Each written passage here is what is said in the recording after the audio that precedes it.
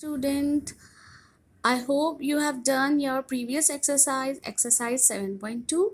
Now it's time to start exercise 7.3. The question number 1 from this exercise, two partners put rupees 5,000 and rupees 10,000 into a business. How should a profit of rupees 900 be divided? कोई दो partners हैं जिन्होंने एक business में invest किए कुछ पैसे. The first one invest 5,000 rupees, the second partner invested 10,000 rupees. अब क्योंकि हमें इसका रेशो पता करना है तो that's why we have to move into simplify.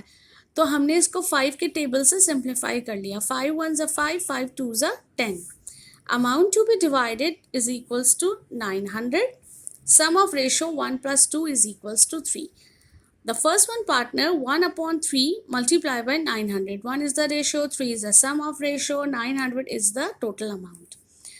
3 ones are 3, 3 3 is 9. हमारे पास ऊपर बच गया 1 multiplied by 300. ये वाले 0 यहाँ ऊपर चले गए. फर्स्ट पार्टनर को मिले 300 रुपीज़, सेकेंड पार्टनर को 2 upon 3 multiplied by 900. 3 ones are 3, 3 3 is 9. 2 multiplied by 300 rupees 600 second partner को मिले. क्योंकि उसने उससे डबल पैसे लगाए थे, that's why he got a double amount from the profit. हमने दोनों को टोटल किया तो हमारे पास 900 रुपीज़ आ गए. Question number 2.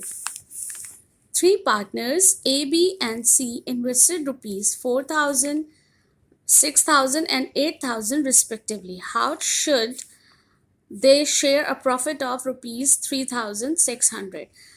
तीन पार्टनर्स हैं जिन्होंने एक बिजनेस में कुछ पैसे इन्वेस्ट किए. ए जो पार्टनर उन्होंने 4,000 किए, बी ने 6,000 एंड सी ने 8,000. अब हमने इसको रेशो सिंप्लीफाई करने के लिए हमने इसको 2 के टेबल से हमने इसको सिंप्लीफाई कर लिया. 2 2s are 4, 2 3s are 6, 2 4s are 8.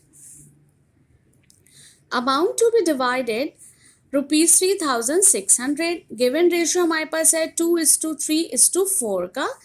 जब इन सबको हमने प्लस किया, सम ऑफ रेशियो हमारे पास आ गया 9.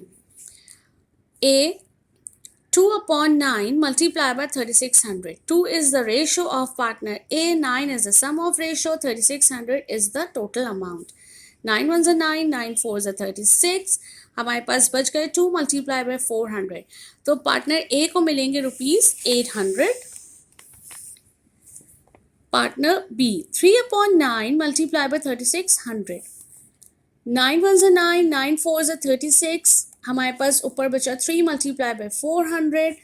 तो 3 multiplied by 400 partner B get rupees 1,200.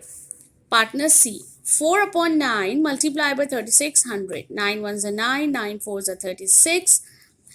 ऊपर हमारे पास बचा 4 multiplied by 400. दोनों को मल्टीप्लाई किया और पार्टनर सी को सबसे ज़्यादा रुपीज़ मिलेंगे, rupees 1,600, because he invested a double amount as compare to A and B.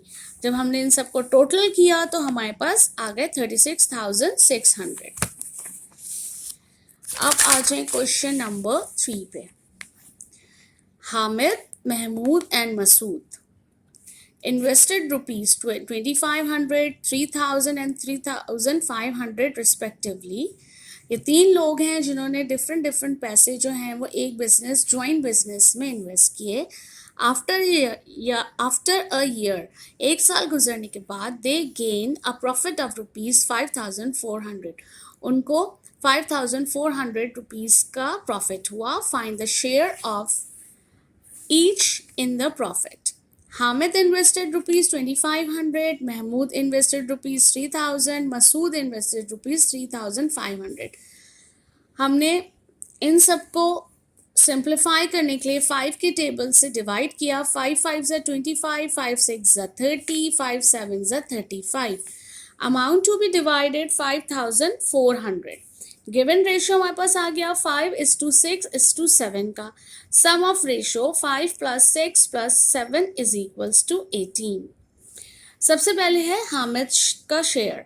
5/18, 5 is the ratio of the share, 18 is the sum of ratio, multiply the total amount 5400.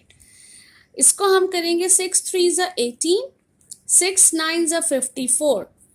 अब ये दोबारा से जा सकता है, 3 1s are 3, 3 3s are 9. ऊपर हमारे पास बचा 5 multiply by 300, rupees 1500 he has gotten because he spent 2500. Mahmood's share, 6/18 multiplied by 5400. 6 3s are 18, 6 9s are 54. फिर अगेन ये डिवाइड होगा, 3 1s are 3, 3 3s are 9. ऊपर हमारे पास बचा 6 मल्टीप्लाई बाय 300, रुपीज 1800 महमूद का शेयर है. जो उसने इन्वेस्ट किए थे उसमें से उसको 1800 रुपीज़ मिलेंगे. मसूद का शेयर था 7/18 multiply by 5400. 6 3s are 18, 6 9s are 54, 3 1s are 3, 3 3s are 9. ऊपर हमारे पास बच गए 7 मल्टीप्लाई बाय 300, 7 3s are 21. तो इसको सबसे ज़्यादा अमाउंट क्यों मिला? क्योंकि उसने ज़्यादा पैसे इन्वेस्ट किए थे. और इन सब रुपीज़ को जब हमने टोटल किया तो we get rupees 5400, the total amount of the share. आप ये वाले तीनों क्वेश्चंस भी आपको कॉपी में करने हैं और अच्छी तरह से समझ के कीजिएगा. और फिर हम एक्सरसाइज 7.4 स्टार्ट करेंगे. Thank you.